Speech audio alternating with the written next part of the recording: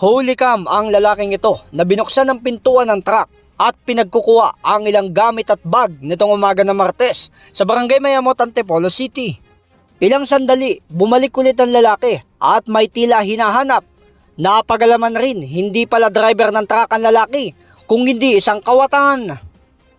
Nang hindi makontento ang lalaki, bumalik muli sa pangatlong beses at kinalkal ang glove compartment ng truck.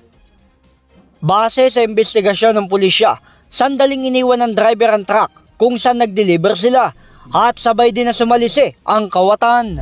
Ang delivery trucks, nag-deliver sila ng mga paninda sa mga sari-sari stores dun sa lugar na yon. And yung pahinante ay pinark nila yung truck. Then all of a sudden, biglang may pumasok na. Ilan din daw sa mga personal na gamit na nakalagay sa truck ang nalimas ng kawatan na pumalo sa halos 100,000 halaga ang kabuuang nakuha.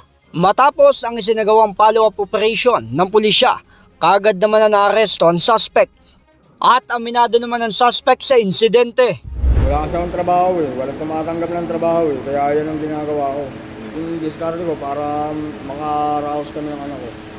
Nasa kustodiya na ng Antipolo City Component Police Station ang suspect na maharap sa kasong theft.